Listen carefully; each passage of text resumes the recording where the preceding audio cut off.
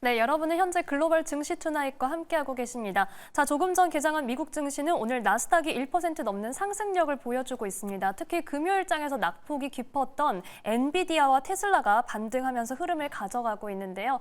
그럼 미국 현지에서 글로벌 시장 이슈들 들어보도록 하겠습니다.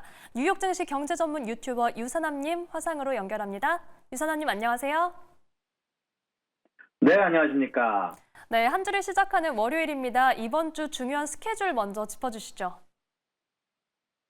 네, 일단 오늘 같은 경우는 미동부 시각 기준으로 오후 1시쯤 애플에 대한 신제품 발표가 있을 예정이고요. 그리고 이번 주에 아무래도 가장 중요한 스케줄은 CPI로 예정이 되어 있는데 이제 CPI 같은 경우는 수요일 날 발표가 되게 됩니다. 자, 그리고 화요일 날 같은 경우는 트럼프와 카말라 해리스 간의 대선 토론이 예정이 되어 있고요. 그리고 이것 제외하고도 생물보안법에 대한 표결 시각이 아무래도 한국 시간 기준으로 9월 10일 오후 7시쯤 이제 진행이 된다라고 얘기가 나오고 있습니다.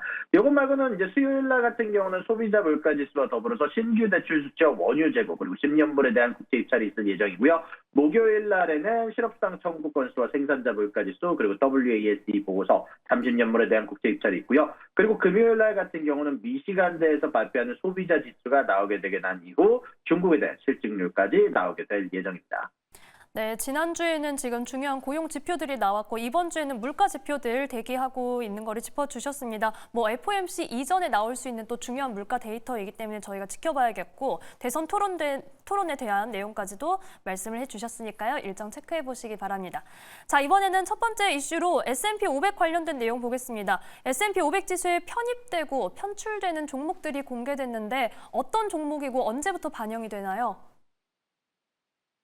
네, 현재 23일 기준으로 새롭게 S&P 500에 편입될 종목들이 발표가 됐습니다. 일단 소프트웨어 업체 펠런티어 테크놀로지와 그리고 PC 서버 제조업체 델, 그리고 마지막으로 보험 서비스 업체 이리 인덴느리가 이렇게 세 가지 회사가 S&P 500 지수에 오는 23일부터 새롭게 편입이 되고요.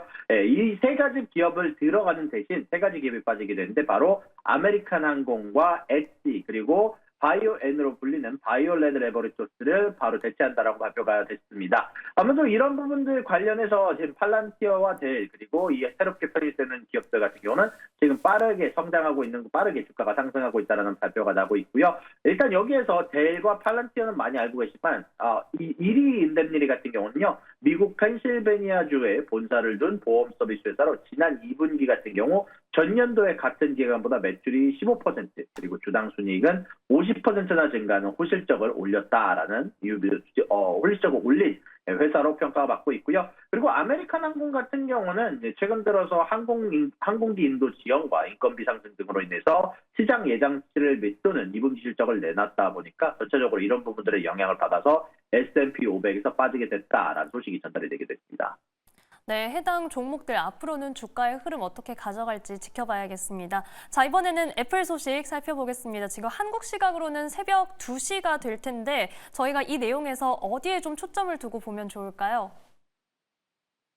네, 일단 아이폰 16을 포함해서 새롭게 발표될 AI 관련된 모델이 이제 나오게 될 예정인데요. 아이폰 15 프로와 아이폰 16만 쓸 수 있게 될 바로 이 AI 관련돼서 여러 이목이 집중되는 상황입니다. 다만 이런 부분들 관련해서 어느 정도 선반영이 되지 않았느냐라는 게 대부분 애널리스트들의 평가고요.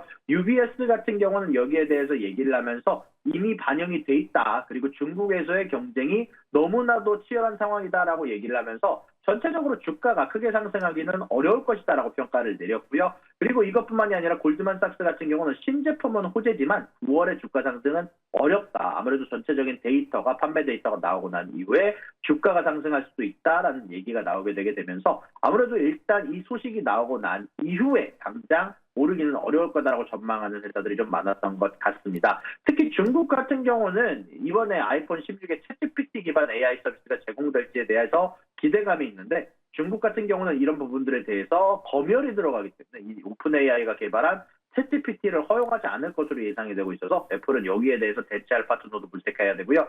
그리고 이에 따라서 중국 내 경쟁, 특히 이번에 아이폰 같은 경우 결국 AI를 집어넣기 위해서 하드웨어가 업그레이드가 되는데 그로 인해서 가격 상승이 예정되어 있습니다. 이제 그거를 얼마만큼 소비자에게 떠넘길지가 주요 포인트고 그로 인해서 비싸질 이 핸드폰으로 인해서 중국에서의 경쟁력이 적어졌다라는 평가가 좀 더 많았던 것 같습니다.